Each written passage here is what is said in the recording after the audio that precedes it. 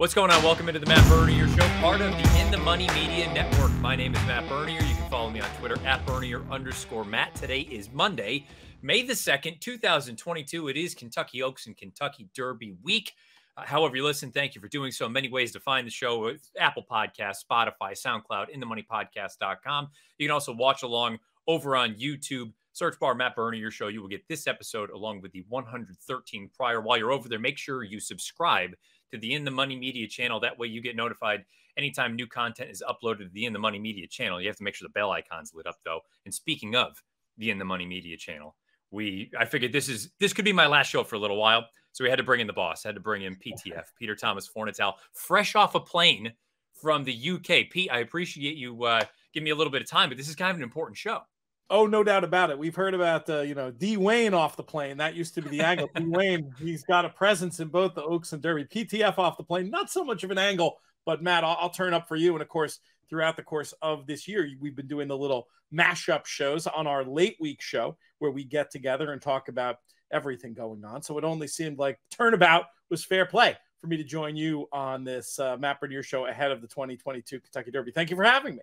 Of course. We needed some expert opinions here as the phone's going off. I appreciate that. Back in the States, and now you're not paying roaming charges. That's the way it works. So here's the deal. We're going to go over, I know last week I did the top 10 and sort of comparables over the past few years as far as the point standing was concerned. This week, just because we're down to it, this is the week leading into the big one. We're going to go over the Derby draw, which happened just a couple hours ago at this point. We're recording at about 20:05 on the East Coast on Monday. We'll go over the Oaks draw. And then I'll also give you my top four.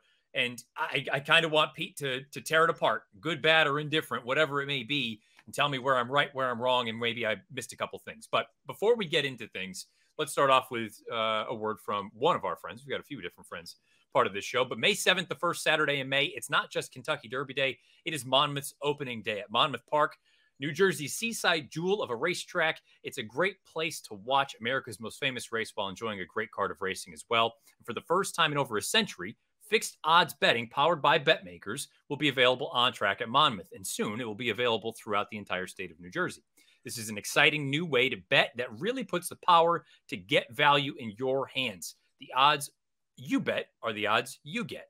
You'll also be hearing much more about fixed odds betting opportunities across the In the Money Media Network for, I would assume, the rest of the summer and going forward. Pete, this is an exciting time where we can get down on some fixed odds. Fingers crossed. Whoever wrote that copy, Matt, they should get it right. That's all I have to. Actually, the one good line in there wasn't mine. It was from Brian Skirka. The odds you bet are the odds you get. That's good stuff. I'm pumped about the season at Monmouth. I'm going to be down there many occasions, including they just opened up registration for the Pick Your Prize contest on June 4th. It is this year. I think we're going to I'll be making the journey down. And any excuse to take that boat ride down from Manhattan to Monmouth is a good one as far as I'm concerned. And that's correct me if I'm wrong. That is always one of the most well-backed contests that we have, really coast to coast anywhere in the country all year. It's really, really cool because the prize structure is very flat. So you don't have to go there and necessarily treat your bankroll like funny money to get any kind of equity the way you do in so many of them. And I'm not criticizing contests that's the case. I mean, that's how you have a real championship event, right? Is you got to be willing to risk it all, go big or go home. But it's also nice to have a contest where we've seen years where, I may be exaggerating, but not by much, the 24th place finisher gets an NHC seat, especially if you're interested in playing an event like the NHC. The Pick Your Prize contest is a great one for you, but it's more than just that. There's seats to the BCBC and also cash involved as well. So, yeah, that's one that people will target. And if you want to be really hardcore, you come in for that weekend, you do Monmouth that weekend, you have some fun around New York City or the Jersey Shore for a few days, you go to the Belmont Stakes the next weekend.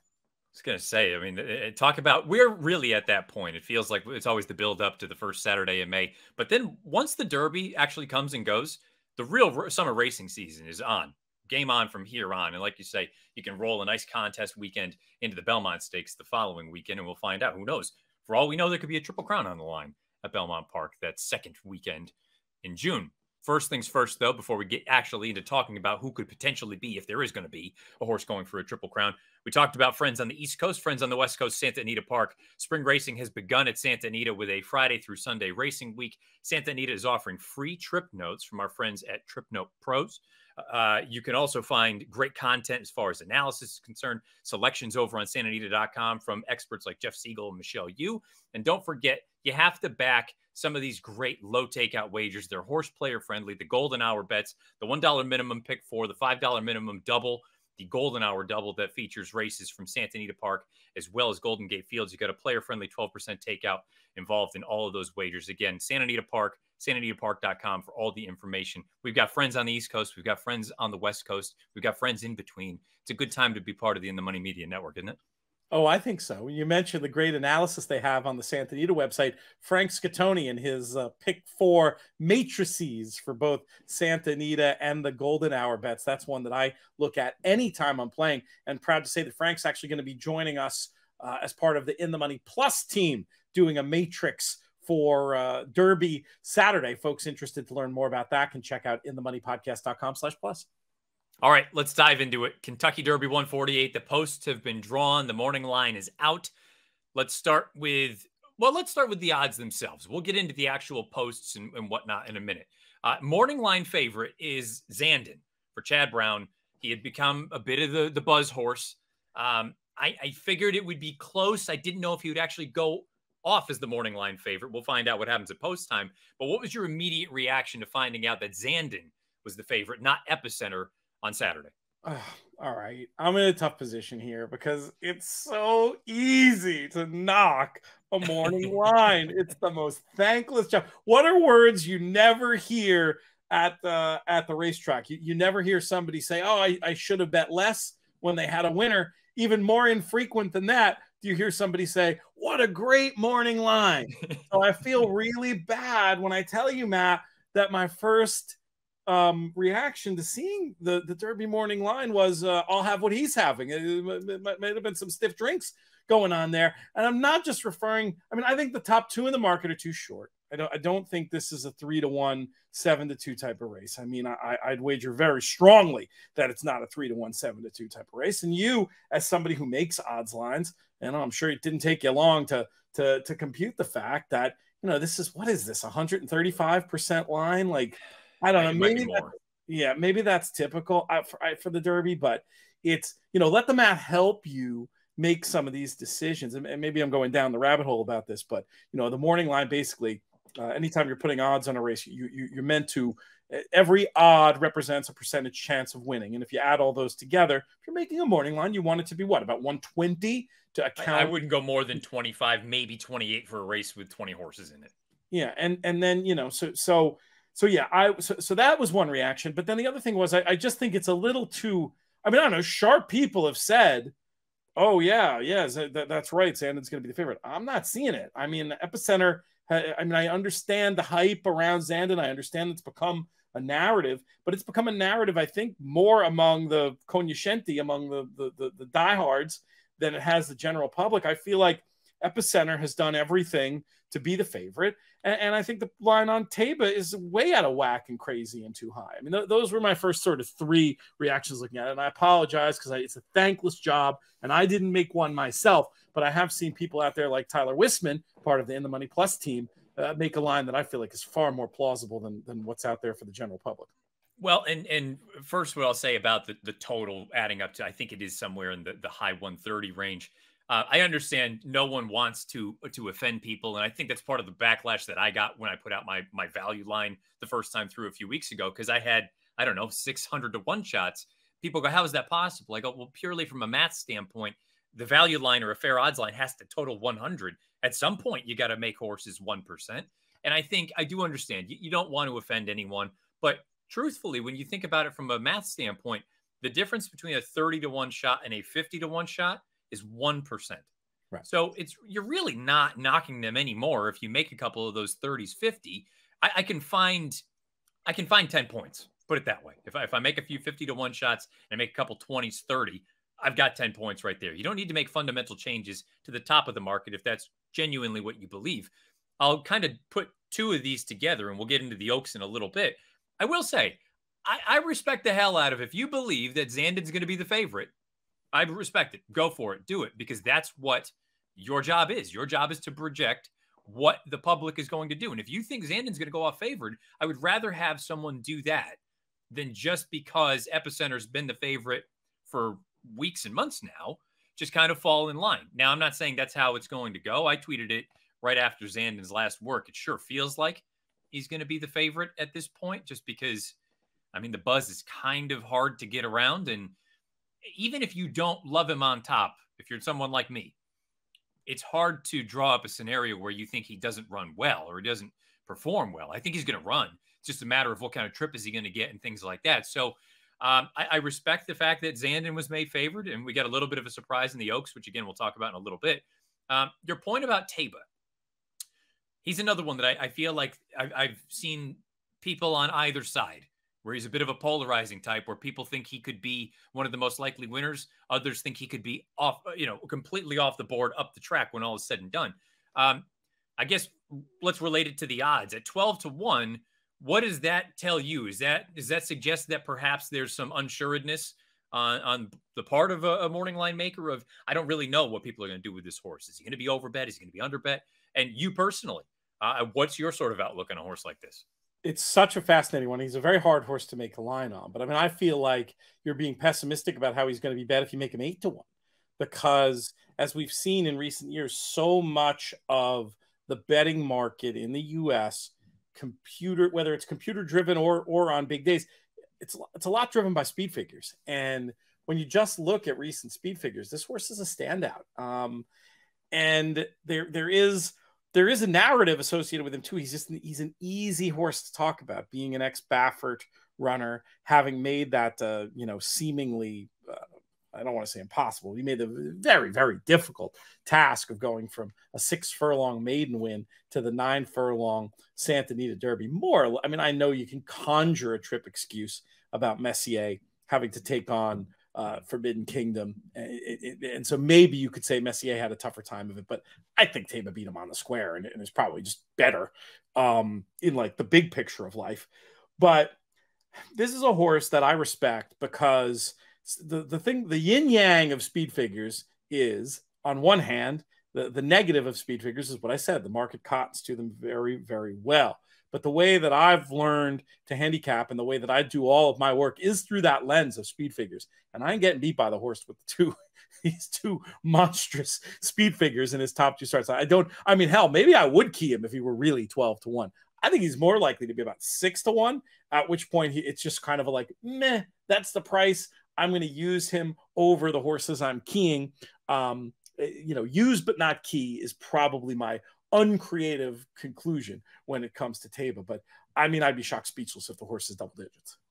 When it comes to the pace dynamic of this race, did the draw do anything to change sort of, you and I chatted about it a couple of weeks ago, sort of an early look ahead to the pace situation.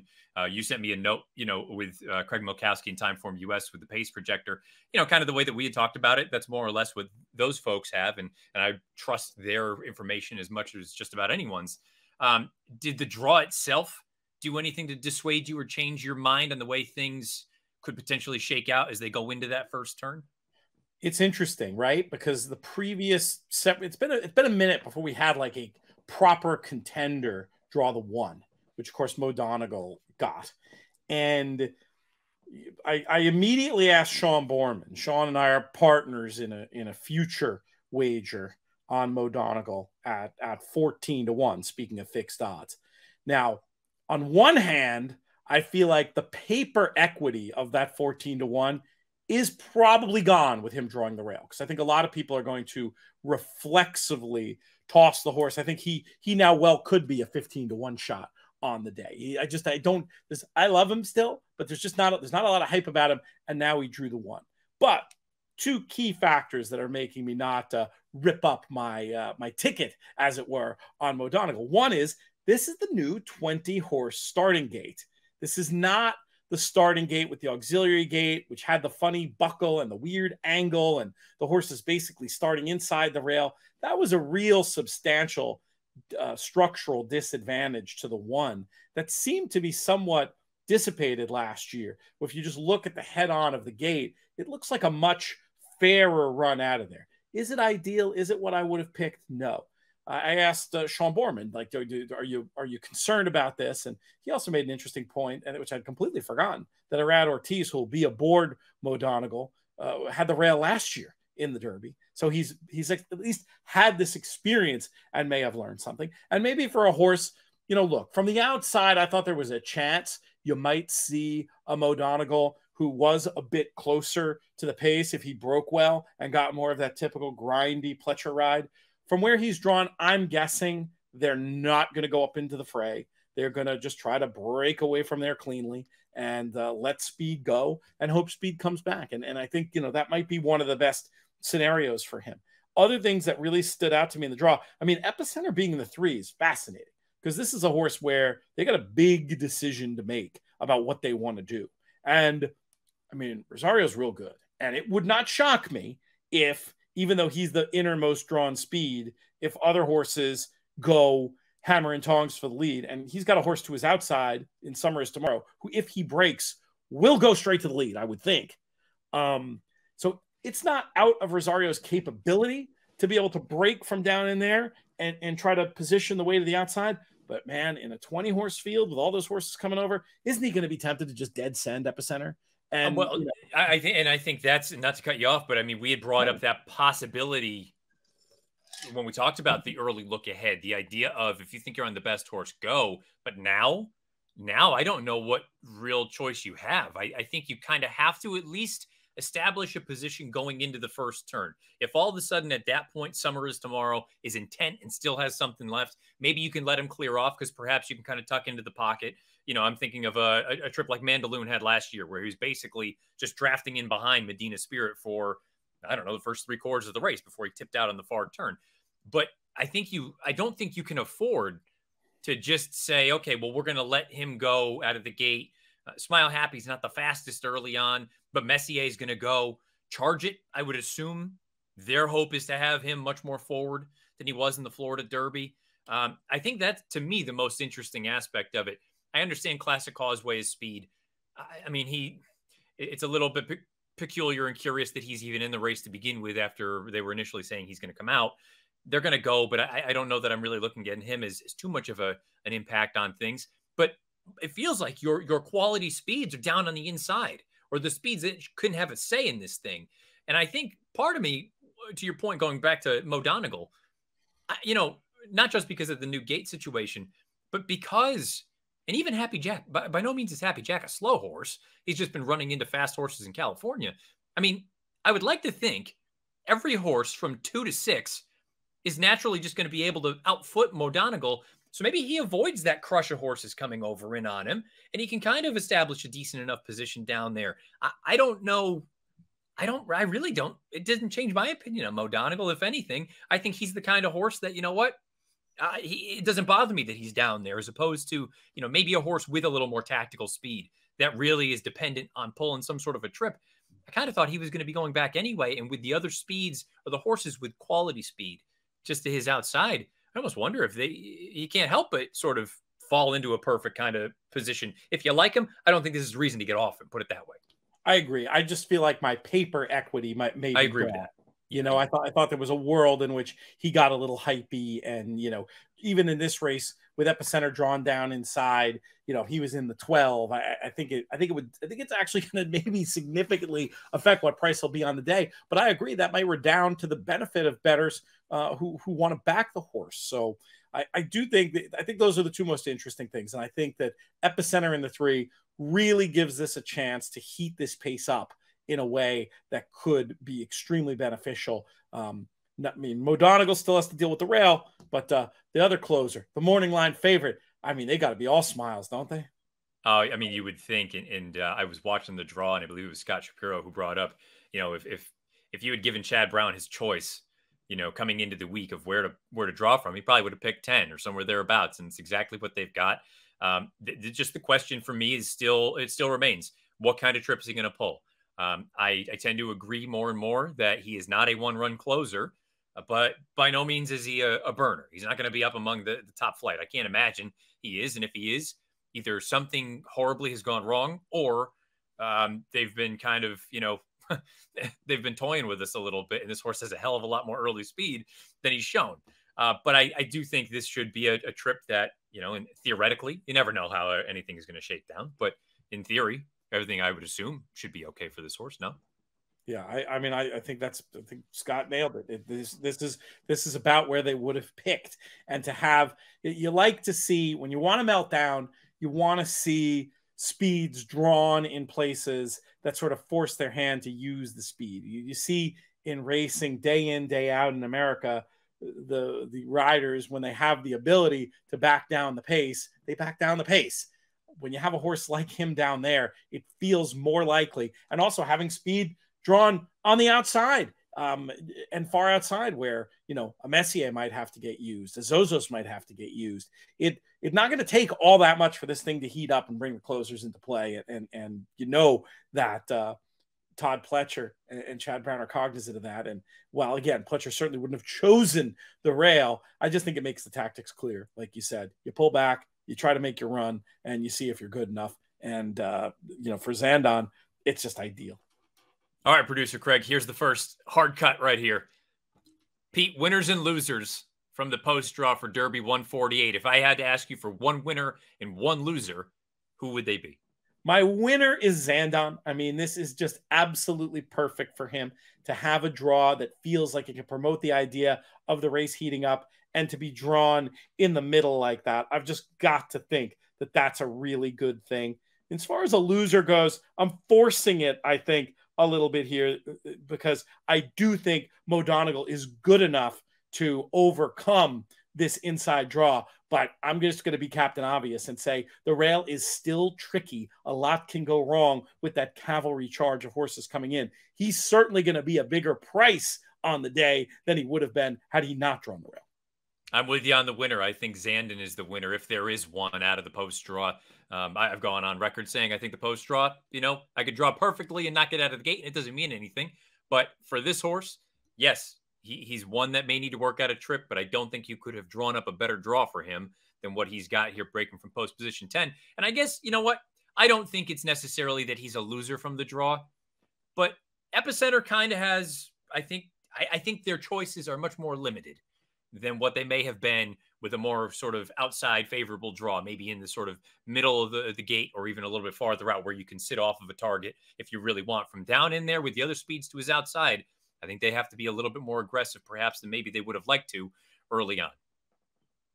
And there's the first cut for producer Craig. Now, let's transition into the Oaks. Let's talk about that field.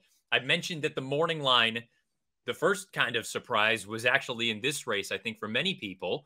Nest was installed as the 5-2 morning line favorite. The second choice in the race is Kathleen O at 7-2, and the undefeated 2-year-old champion, Echo Zulu, is 4-1, with Secret Oath just nibbling at her heels at 6-1. Did the Nest morning line favoritism surprise you? That was, I got to be honest, the Zandon piece didn't stun me.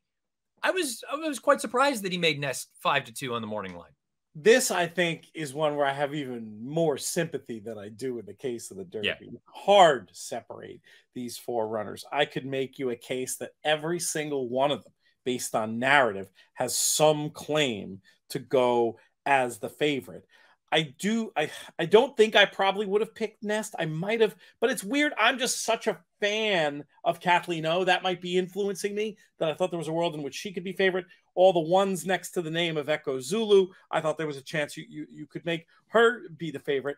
But as good as Nest looked, as imperious in victory as she was, the big name connections associated with her, the number, I don't have a problem with it, but it's one that I just don't have a strong opinion between this. If you made me nitpick about it, I can't imagine Secret Oath is as big as 6-1. Can you?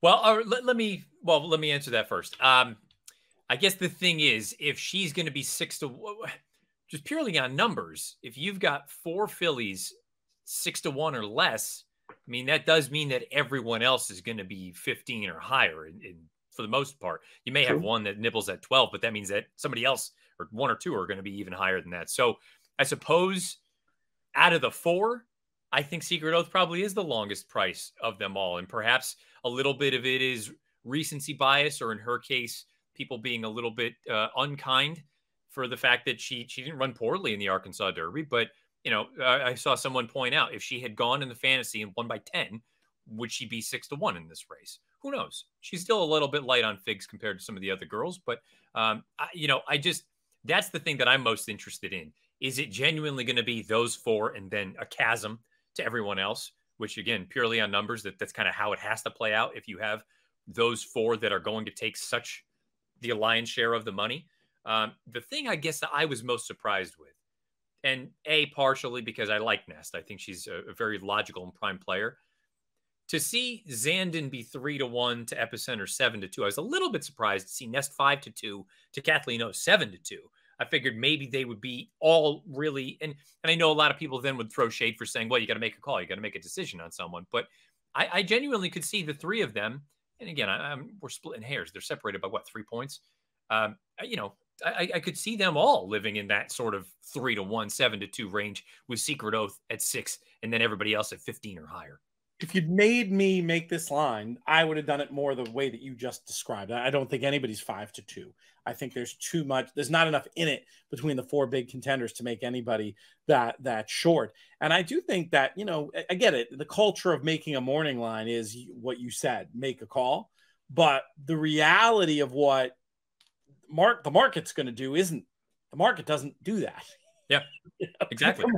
The market is a far more accurate representation of the actual implied odds of a horse winning than anything you're ever going to see from even the world's best morning line maker. Everybody, that's been proven in study after study in horse racing. In aggregate, there is no better handicapper than the crowd. So yeah, I probably would have had it be a really weird looking morning line with a maybe a whatever would have to, I didn't do all the math, but 7-2 favorite, 7-2 and 5-1 with those four fillies in it. When I look at the longer prices, there's only two I feel like are going to be shorter potentially than the morning line. I don't think it makes sense for Hidden Connection to be 20-1. I'm not saying I would have had her single digits, but with the form, with that form line to Echo Zulu, I think she's meant to be a 12 or a 15. And I also think, there's been a little bit of talk. We've had a lot of conversations with people who've been there in the mornings, and Shahama is one who's apparently looked very good. The Pletcher Connection, potentially interesting storylines as well to get coverage in the traditional media with Shahama. I think she'd be more of a 12 or 15, but in percentage terms, I'm really just picking nits here. It's I do think it's, in terms of if you were making the line in terms of what the actual market's going to do, it is the top four, and then there's everybody else. I would love to. I don't think he would ever say it, but I think Steve Asmussen, if you gave him the opportunity to flip Echo Zulu and Epicenter, where Echo Zulu is down on the inside and Epicenter draws sort of middle of the field, I think he would do it every day of the week, because Echo Zulu, while I'm not doubting that she could sit to this point in her career, she's just, you go right to the front. Whereas with Epicenter, it feels like they would rather not get involved too fast, too early. They would rather, if things do heat up, be able to just sit off of somebody's flank and say, fine, we'll go whenever you want to go, but we're not going to get into some sort of a game of chicken. Now, perhaps the roles are reversed, and I don't know that that's ideal for either. I don't know if the filly is necessarily one that wants to just comfortably rate off of someone. The filly's drawn to the inside. By no means are they complete speedballs, but Ugiri is going to be very forward. You would think Hidden Connection is going to use her speed down there, breaking from post 3. I don't know. Do you take anything out of that? Do you put any stock in that idea? And I guess if you're Rosario, what do you think the plan is on Echo Zulu? There's an awful lot of pace in this race, I think. And on pace figures, just looking at time form, Ugiri does project to be faster early than Echo Zulu, and that could be a problem, because I don't think. She rated in her maiden 5.5 race, but she's going to go to the lead, stay to the lead, and I think it's tough to get off of that plan here, especially. The thing about Rosario that we've talked about in certain contexts, it does feel like his best rides. Look, he can pull a good trip flopping outside and stalking. He's more than capable of that ride. But I feel like given his druthers, he'd rather go to the lead or he'd rather be a holdup, and he doesn't want to be. I certainly don't think he wants to be mid pack. Now, looking at pace figures here, there's a chance he could flop outside of Ugiri and get a really good trip, but I would think he's going to go. I would think this pace is going to heat up, and I think it's going to really benefit a runner like Nest. Is there any one specific horse in here that you think is necessarily one that you want to give another look to based on the way everything played out? Or is it just kind of, in a race like this, obviously a much smaller field than the Derby itself, things just more or less kind of sort themselves out when you deal with fewer horses, I feel like. This race post-draw didn't really change my opinion at all, honestly. I think it sets up very nicely for the two that I wanted to key the majority of my action around, and that's Nest and Kathleen O, because I do think that having Ugiri and Echo Zulu in there with plenty of other horses who have some pace is going to force the issue, and I think they should both be able to get pretty good trips. It just doesn't seem like we're going to get as crazy. You don't see as much craziness when you're dealing with 14 horses in our field as you do when you get the full 20. Producer Craig, hard cut number 2. The Kentucky Oaks draw. We know where all the girls are going to break from on Friday afternoon. PTF, give me a winner and a loser if you can. We just talked about it a little bit. Doesn't seem like it's necessarily as important as the Derby draw, but is there a winner and is there a loser from this year's Oaks draw?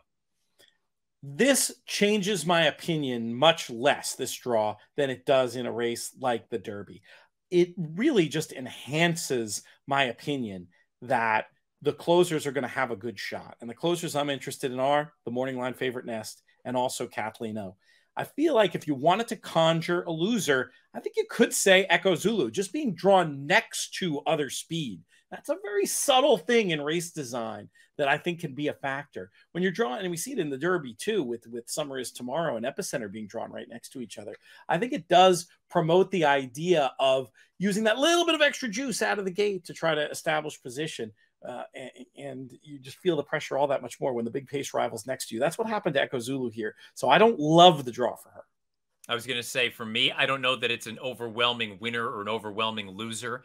I think a winner in this case could be Nest, simply because it feels like there are speeds around her. They're going to go. She can sit just back, kind of similar to the way she won the Ashland. And who knows if she replicates that performance. If she does, she's going to be tough. And to your point, Echo Zulu, there is other speed and specifically drawn just to her inside. And it'll be very interesting to see what kind of position they want to take up with her as they enter the first turn at Churchill Downs on Friday afternoon.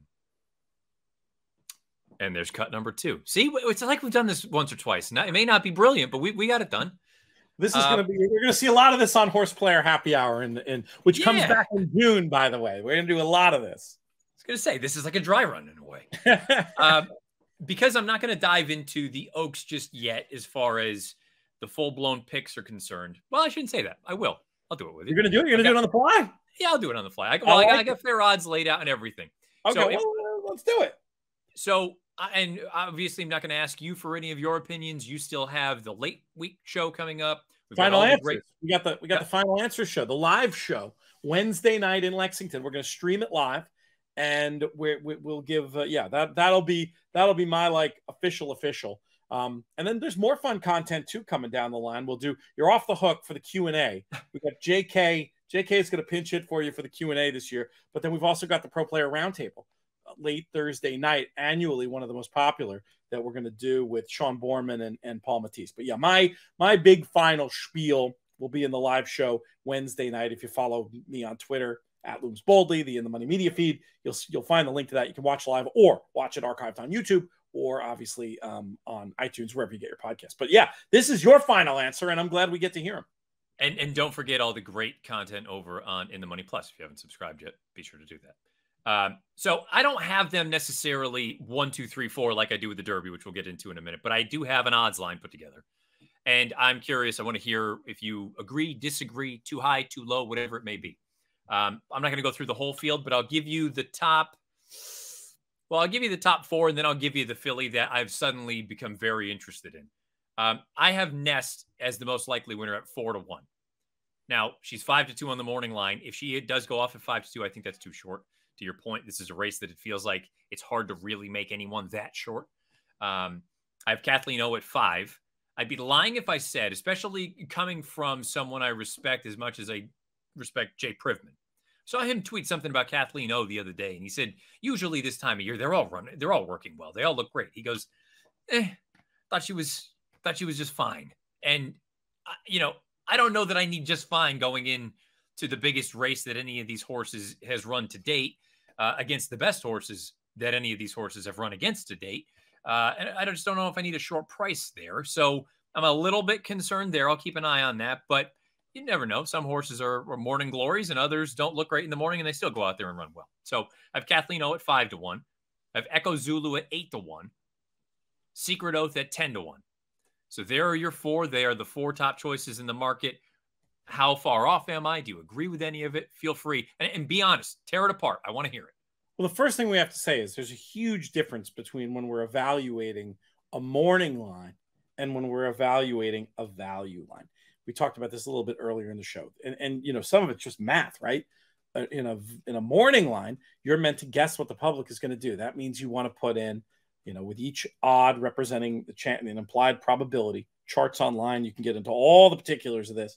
But, you're supposed to guess what the crowd is going to do. Now, you would be the worst thing you could do as a gambler to make your value line and put it up to 120. It would almost assure that you were a losing player because we're not trying to beat the takeout as gamblers. We're trying to win money. And that means you have to put your line to 100 points. So right then and there, I just need to start with that. Like, if you were telling me that was a morning line, I could tell you 6 things that I think were going to be different. But that's not the point. I think one really interesting thing is Kathleen O. And it'll be interesting to see about how this narrative plays out about her not being a good workhorse. I mean, I don't disagree with Jay. I don't think she's an impressive workhorse, but I don't think she's been an impressive workhorse before all the giant figures and impressive races she's run either. It would make me terrified if she was some horse that was like, oh my God, she breathes fire in the morning. She's so good. I think Kathleen O might have a little bit of Allen Iverson in her, if you know what I mean. I just get the impression that she's not a big fan. She's not a game. Not a game. Yeah. Not a game. Not the race. Practice. And I mean, so knowing that historically, folks I know who were watching her in Florida before her other efforts, but I feel like I can control for the mediocrity of the works, if that makes any sense. Yeah. No, I agree. It's not exciting. And it does probably make me, in my own estimation, if she was breathing fire and working, I might tell you she'd be value at 3-1. And I have to, I think I probably split the difference between your line on her and the morning line on her. I just think from what we've seen in the afternoons, she's very, very good, and the race should be run to suit. I tend to agree with you that the morning line on Nest is probably too short. And this is one of these funny ones where being a pundit and being on all these shows and podcasts and everything, it can kind of ruin you for gambling, because I'm going to talk in so many different forums about how much I like Nest and how I think Nest is the most likely winner. And, when you're a pundit, there's something more than money when it comes to picking winners of races like the Kentucky Oaks. So I'm going to probably bet Nest more than I should, in the sense that you're probably right that, she's very likely to not really represent theoretical value from a gambling point of view, but I still I like her. And you get in huge trouble in the big picture of life as a gambler betting on horses that you like, because at the end of the day, your approach is exactly right. We're not betting on horses. We're not betting on teams. We're betting on prices. Someone pointed out to me when I put out one of my odds lines, it was a couple weeks ago now, and they said, well, it looks like you're not going to be making any bets on the race. And I said, that is entirely possible. Yeah. That is entirely possible. I said, the beauty is we turn the page once it's over, and race 12 or race 13 or whatever it is goes on. There's always another race. Don't just bet just to bet because it's the Derby or the Oaks. Only bet if you think that you're getting a fair shake. And really, because there are the amount of times you don't get a fair price or a fair shake vastly outweigh the times you do. You have to make sure that you're only putting your money in when you're getting the best of it. So there's a real chance that I don't get a price. And the other thing to keep in mind, depending on how stringent you want to be on assessing, I'm only going to bet when horses are this price or less because they're more likely winners than necessarily flyers on 20-1 shots.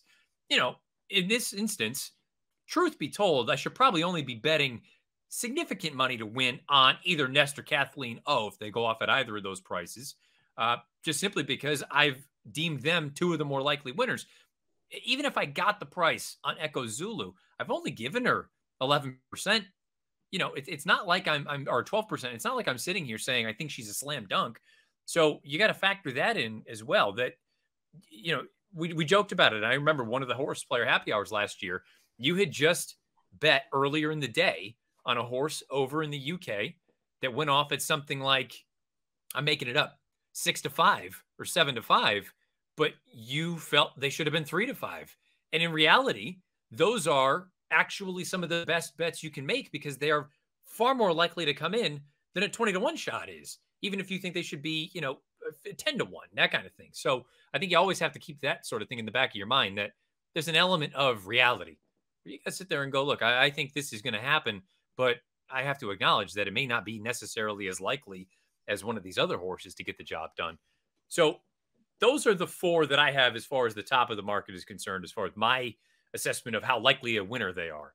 The horse I am more and more drawn to, and this will be the last on the Oaks conversation. I don't know if she can win, but I went through and just looking at all the different figures that are out there commercially. You know who's sneaky good? Desert Dawn wouldn't stun me if she hit the board. I don't know if she can win this race. If you go back and watch that Santa Anita race, I understand she had a great pace set up in front of her. She took advantage of it, and she almost didn't get the job done. But if you watch the tape, to me, she is the case in point of a horse who, when she hit the front, she pulled herself up. She basically idled. She had, I believe it was Adair Manor who came back on the inside of her, put a head in front, and then Desert Dawn rallied and ended up getting the job done by a head or a neck. I think the ride would need to be timed brilliantly. But if this pace does heat up, I have no doubt about 1 1/8 with her. I don't know, again, if she's good enough to win. But if you're someone looking to play a try or a super, or let's say you do think it's pretty formful at the top, and let's just use Ness and Kathleen O as examples, guess who can help things out a little bit? If you can get Desert Dawn underneath, it's going to make up for some of that loss that you're going to have. I could see her hitting the board, and I could see her being positioned ahead of these deeper closers, but yet having finish, potentially peaking in her third race of the form cycle. Another interesting thing, and it can be an interesting angle on Derby and Oaks Day, when you get these really top level connections that most of the people, the once a years, they might not even know who Phil D'Amato and Umberto Rispoli are. Yep. Yeah, 100%. You're getting sort of the benefit of anonymity on the big stage. So I don't think it's nuts at all. I mean, my one of that ilk would probably be Hidden Connection. If I were to, it's only academic because I don't think Echo Zulu is going to be a price that I would deem her bettable at. I think there is a world in which she just proves the best speed, and she really desperately needed the last race, and she moves up an absolute ton and gets the job done. That is a plausible scenario. It's not likely enough that I'm saying, I'm not going to really nitpick you putting her as far out as you did, because that ain't going to happen. They're going to bet her, and she's going to be an underlay. But Hidden Connection really is going to be, very likely 4 times her price, and is another one who, was, I think, pretty short for the seasonal debut, moved up last time, didn't have the easiest trip. I guess I don't love the draw for Hidden Connection in that she might have to use speed and get caught up in things a little bit, but I do think she's one who's just likely to offer a little bit of value in this race, and one that I'll certainly be having in the mix underneath. And if I make a decision to play against Echo Zulu, and I think I am going to play against Secret Oath, I'm going to just take the view that the Arkansas Derby was a slow race, and there are no trips in slow races. I'm just going to let all those horses, beat me. And granted, if Secret Oath wins or something, maybe I'll look again at the Arkansas Derby horses on Saturday. But for me, if I'm willing to play against Secret Oath and Echo Zulu, the idea of trying to layer in a Desert Dawn and a Hidden Connection with Nest and Kathleen O, I could have a lot of interesting trifecta combinations that could pay a whole lot of money that aren't going to cost much to place. Not factoring in the pace. Timeform US Desert Dawn last race on par with Kathleen O from another figure maker that I will not name, because I do feel a little bit bad when I just like throw out the numbers that all these other people have put out. That go buy their content. It's good stuff. She is the 4th fastest in the race. So, and she's not miles behind some of these others. So I think if you, again, she may not be good enough. She could be one of those horses that could run 12th out of 14.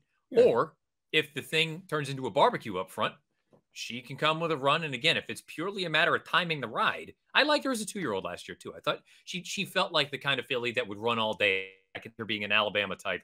And for her to do what she did, I actually looked at it as a positive that she sort of idled when she hit the front. To me, it showed that there is more there. It's not as though she was all out to get it done. She was all out to get it done because she just lost focus. You know, I feel like if she could maintain that, she goes off and wins that race by a length and a half or 2. She runs faster, and who knows? Maybe she looks even better than she does coming into this spot. It's an interesting observation. Yeah. One more thing on her. She's just a funny one because I absolutely agree. If all you watched was the tape, you'd be like, oh my God, she wants to run all day. And then you look at the pedigree, and I'm not exactly sure where it's coming from. But in that situation, you're a more astute race watcher than, I'm more paper oriented than, obviously I have some of the skills of watching and understanding what I'm seeing, but I'm more paper oriented. But I think from the way that you look at the world, all these points you're making on Desert Dawn are very interesting and do move her up for me.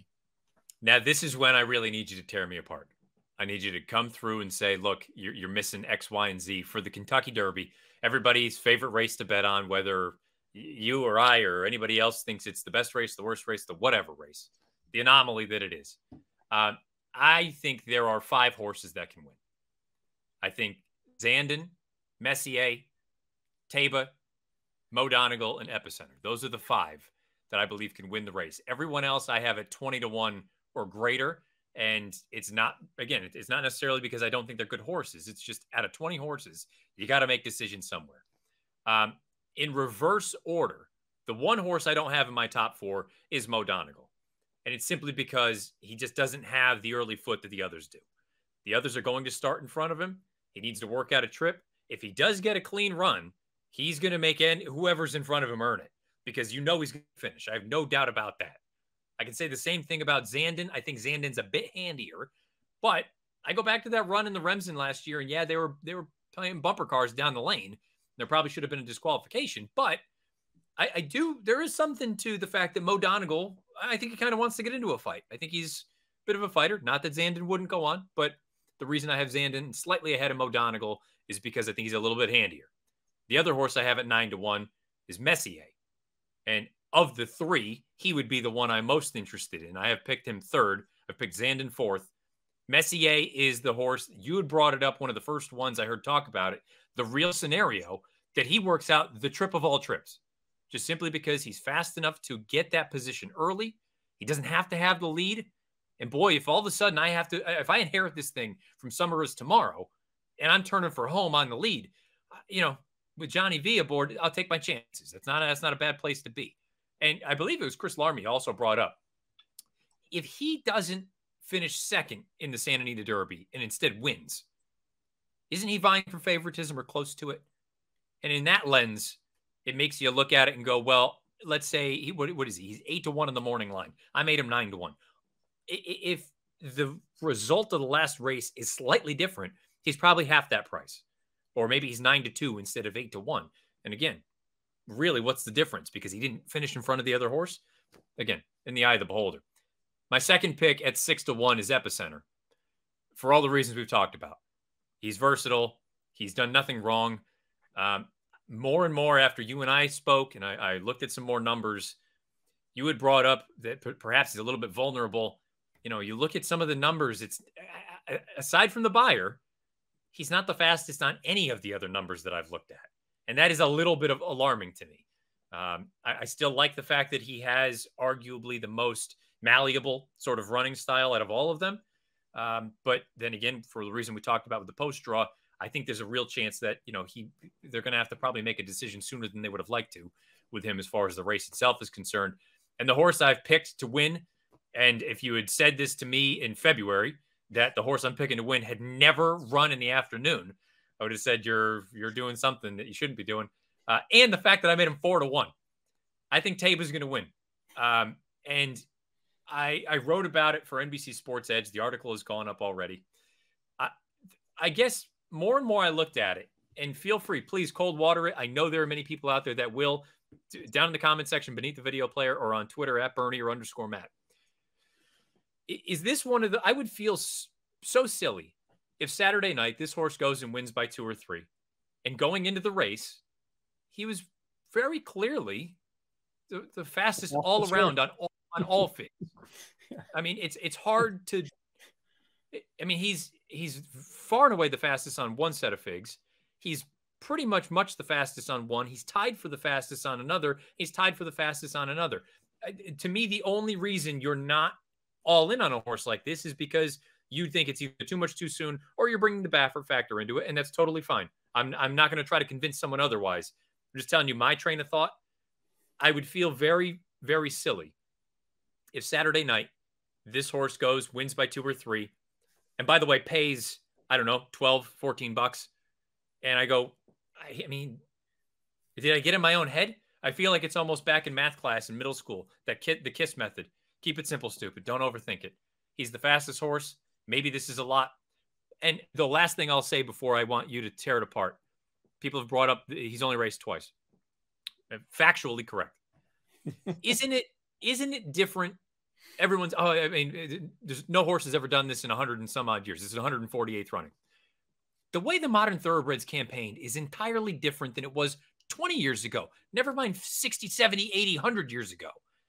I mean, Zandon has raced twice this year.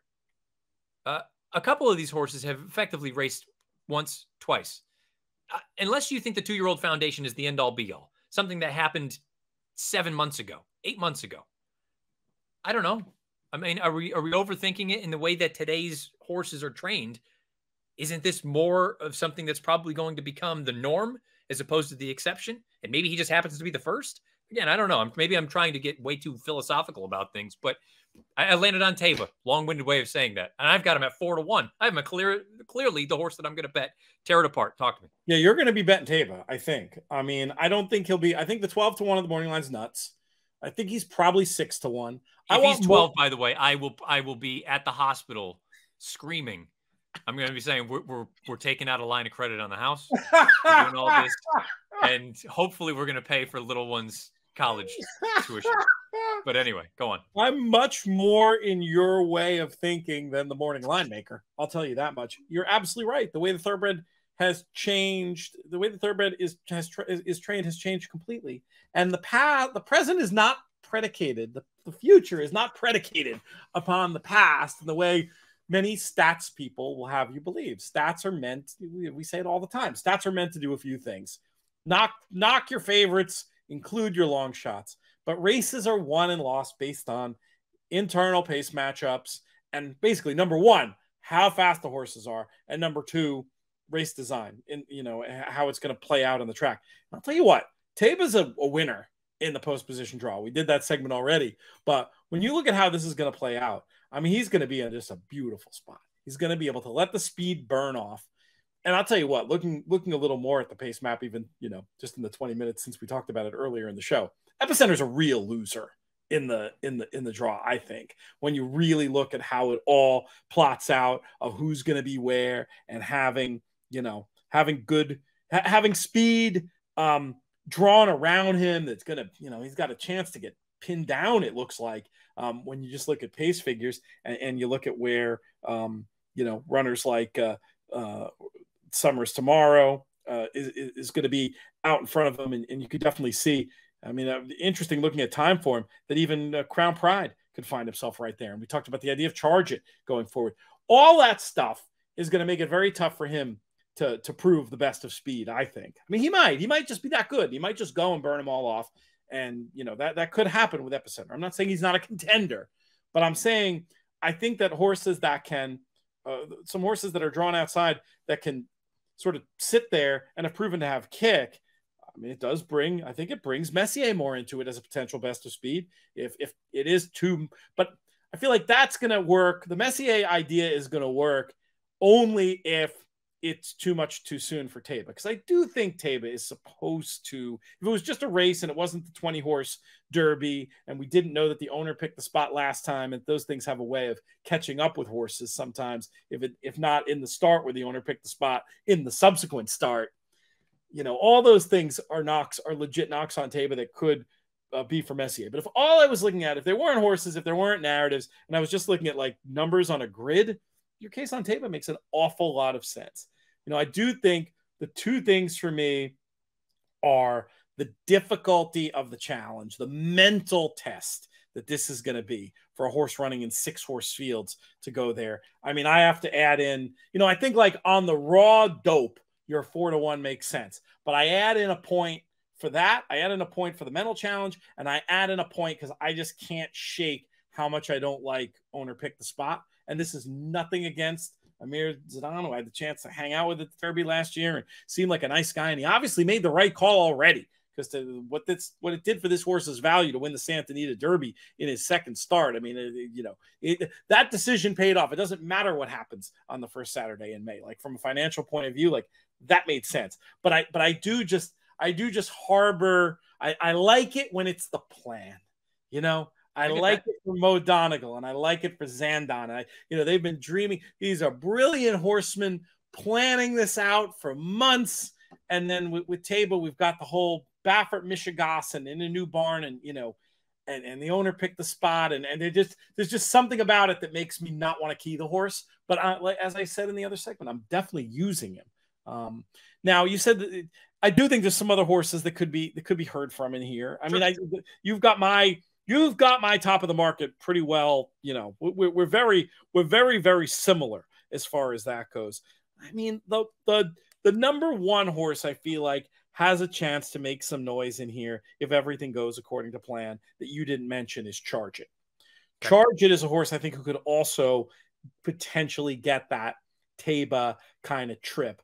I think he'll show more speed than last time. He just has so much room to improve, and he has a pedigree. We talk about, they're planning this for 3 months. You know, you see Charge It's pedigree. They've been planning for this first Saturday in May for 4 years since they picked the mating. I mean, it's a gorgeous pedigree. He's obviously a very talented horse. I don't know what price he's going to be. And I'm not saying I'm definitely using him, but he's one I feel like you might be giving him short shrift. And then another horse who I think is worth talking about as at least not a no-hoper whatsoever is Smile Happy. I mean, I think he's like absolutely a forgotten horse who's going to be a very, very big price, who has a lot of reasons to potentially improve in his third start off the layoff, who, if they go too fast and he gets the right kind of trip, could be heard from. So those would be two I'd want to add in there as possible winners. So based on Smile Happy was the horse I thought was the best 2-year-old last year. And I thought his return at the fairgrounds was really good. And to be honest, his run in the Bluegrass probably is much better than people have given it credit for. I think everyone was just so taken by Zandon's finish that it's overlooked that Smile Happy was 5 wide the entire way around. He was up pressing the pace, and pure on one number that uses ground loss, effectively ran the same race that Zandon did. So, and I love that he's paired up by our tops of 94. He's going to move forward. The thing that bothered me, and it continues to bother me, he gets a little goofy at the end of races. And I just think, and I think this is actually a good way to also bring in, you brought up Charge It. I had someone really give me a hard time, and totally fair play. They said, how can you say you're not worried about seasoning, or you're not as concerned about seasoning with Taiba, but you're concerned about seasoning with Charge It, when Charge It has run one more time than Taiba has. He's gone a route of ground all 3 times compared to Taiba's 1. My argument was, watching the tape, mentally, I think Taiba is a much more completed project than Charge It is. Charge It in the Florida Derby got very drifty at the end. I know he was tired, but I also kind of felt like he was kind of lollygagging a little bit, looking around. And he's by Tappet. It wouldn't be the first Tappet to be a little bit goofy, trying to figure things out in time. And that was the only reason, purely the only reason I threw out that if I was involved with the horse, which I'm clearly not, I would have looked at it and said, maybe we go I don't want to say the path of least resistance, but maybe we put the Derby fever away. We run into Peter Pan and we get ready for the Belmont Stakes, where we're going to have a much softer spot in the Peter Pan. We're going to get the distance he needs, more racing. He's probably just better than those horses anyway. And then we can take advantage of a group of horses that are probably either tired, they're running for the third time in 5 weeks, or whatever the case may be. But the distance shouldn't be the problem for us and all those things. That's the only reason with Charge It. It's not that I don't like the horse. I think he's immensely talented. I just think there are some more things that need to be ironed out there on the mental side. And, you brought up the piece with Taba taking on short fields. Frankly, that's probably more concerning to me than his third race in 8 weeks or 9 weeks. The fact that, he's taking on a field that's nearly 4 times as big as what he's taken on in California. And that's not an insignificant obstacle, but the professionalism to me is there. He doesn't do things. He's not a goofball. He doesn't do silly things out there on the track. And so that's why, I can look at a horse that has run 6 times and say, mentally, it's not there right now. So he's had a great foundation and he's run a lot more than, horse X with 2 or 3 starts. But if that horse with 2 or 3 starts looks a lot more professional and has his head screwed on right, I'm probably going to gravitate to him more or less every time before I would go to the one that I think is a bit of a work in progress still. I can understand where you're coming from with that. And it's interesting. Your case for the alternative path for Charge It definitely resonates with me. And it makes me wonder, Todd Pletcher has done that successfully so many times. Does he, I think it's really just because he thinks the horse belongs and deserves a shot, because we know he wouldn't be, especially, it is a tap. It is a horse who's supposed to just keep getting better and keep figuring things out. I think it's really interesting that he turns up here. I think he must think he's ready to turn a corner. And this is just bias, but and I've told this story before too. But the way he talked about this horse when he came on the Gulfstream show before he ran his first race, he really did sound like he thought he was something special. So at the end of the day, it's all going to come down to price, and Charge It is one who I think there is an absolute opportunity is going to get lost in the betting. 20-1 on the morning line. That's probably right. And he could even be longer than that. That's one I'm not going to let beat me. We talked about the math a lot when we were talking about odds lines. The math also really comes into play for these horses that you want to use when it comes to the wagers that you're going to construct. Yeah. If you've got a confident key, like I've got with, I'm going to mess around a lot with Zandon and Mo Donegal. It costs so little for a good return to put a 20-1 shot on top of them in exactas.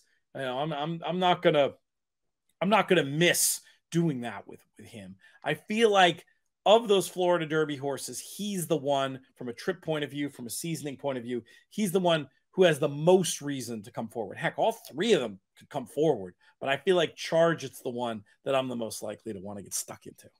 If I could get a ticket on him for the Travers at a nice fat price, I think I'd be excited by that. I think I think he is, out of this 20 horse field, I think there's a fair case to be made that he's a top quarter as far as talent is concerned. Maybe even fewer than that. Maybe he's in the top 4 purely from a talent standpoint.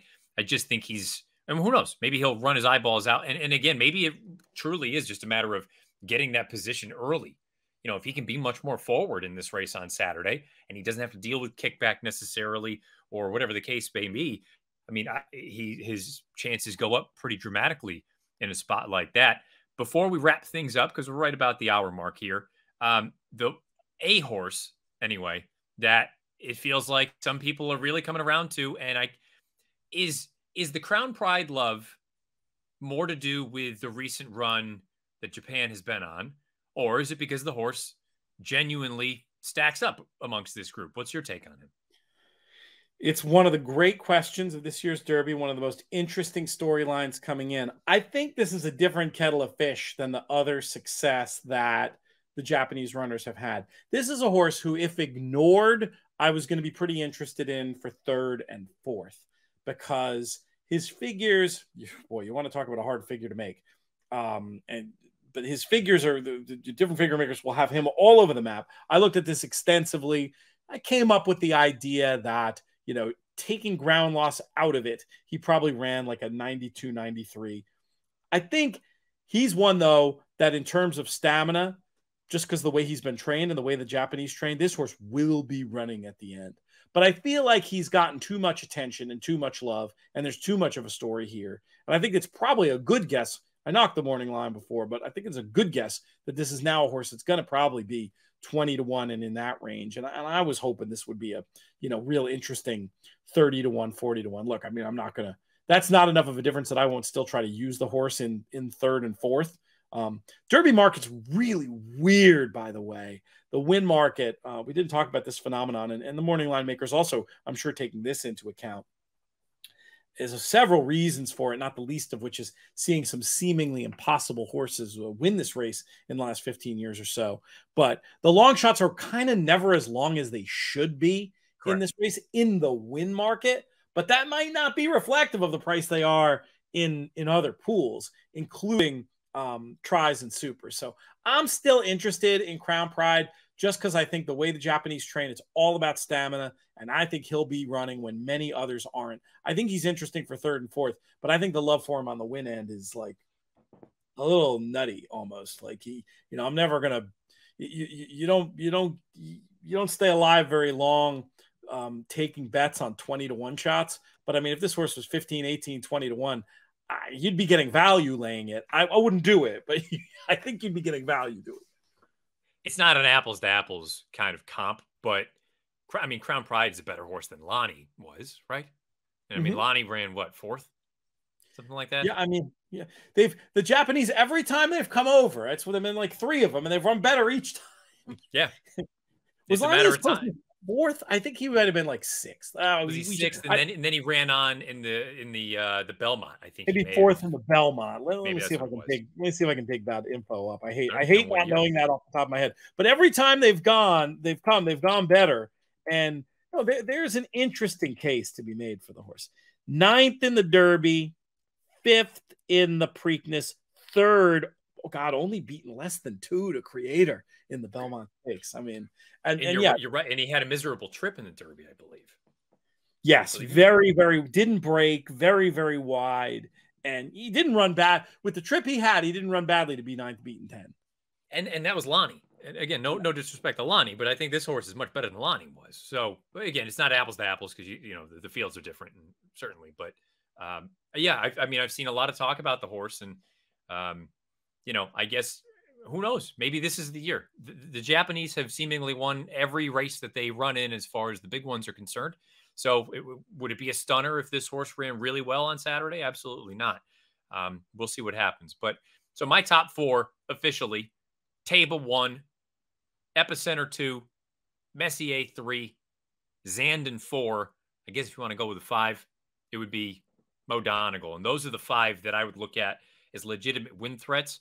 The difficult thing for me from a gambling standpoint for a bet like the superfecta, there's really not much I love underneath. I think it's, as more time goes by, I just think it's formful. I think the best horses are the best horses. One horse that I would use underneath would be Barber Road. I don't think he's good enough to win, but I could certainly see him third or fourth at 30 or 40-1. He's that kind of horse that could perhaps make something for you. But beyond that, I think it's going to be a very interesting race. Is there any kind of a closing thought from you? And again, let us know everywhere that you guys will be found as far as final answers and things of that nature are concerned. Yeah, we got so much good stuff coming up for you this week. Keep it locked on the In the Money Media channel. Definitely you want to subscribe to the channel. You'll get everything on the YouTube front. If you haven't already subscribed over on the iTunes feed or wherever you get your pods, do that too. And if you want to like us and leave us a review and all that good stuff, we appreciate it as well, because it's just going to be one darn good thing after the other. One thing I'm really excited about, Naomi Tucker did a little extra for the Monster Pod with Dwayne Lucas talking about Ethereal Road and of course Secret Oath as well. We're going to have our man Jason Beam with another extra tomorrow, talking Classic Causeway because they were left out of the original one. We've got the Final Answer show Wednesday night. That's going to stream live. The Pro Players Roundtable on Thursday. And then JK taking your place as you have more important business to attend to late in the week. We're going to be doing a question and answer show. If you've got Derby questions. We're giving priority to our In the Money Plus people, but there might be room for a couple more. If you want to hit me up on Twitter at Looms Boldly or over through the contact page in themoneypodcast.com. Hopefully we'll get to as many of those as possible. And other closing thoughts for you is, keep your eyes on the prize, my man. What a big week. Very, very excited for you. Thank you. Yeah, we're counting down. This is officially, we're well past the quarter pole, well past the 8th pole. We're inside the 16th pole. Now it's just a matter of, are we going to get to the wire or not? And when? How fast is it going to happen? I joked with the producer of the Derby show, Lindsay Shanzer, earlier today. I said, the only question now is, will they see the Derby this year or not? Because it's a matter of, are they going to be before or after? Well, we'll find out in time. They'll come when they want to come. But that's why I will not be there. I will be back in Baltimore in a few weeks for the Preakness. And as far as this show is concerned, I will not be here next Monday. I will be missing all the festivities here for the rest of this week with you guys. Perhaps the late week show next week, but that's still probably a bit of a stretch. Take your time. I will do something for the beginning of Preakness week. It may just be a very quick 15, 20-minute, hey, how are you kind of thing. But I'll probably be back in that space at that point. So thank you again for hustling to hop off the plane, get through customs, do all that jazz, and get over here to help out. I really appreciate it. Oh, my great pleasure to be with you, my friend. So excited for you guys about everything going on, and so excited for the Kentucky Derby as well. When you'll be back when you're ready, and if there's anything any of us can do in the meantime, let us know. It's been great having you. Really, we went from being two guys with a podcast to a media network because of you and the numbers we're doing on YouTube now. I mean, this is a channel. Basically, it's the channel that Matt Bernier built. So we appreciate you, and we wish you all the best. And also special thanks to producer Craig, who typically makes all this stuff work, brilliantly anyway. But to throw this together, and look, he even made a little slate for us in a matter of no time. I said, hey, is there any chance we can do this? He's like, yeah, give me a second.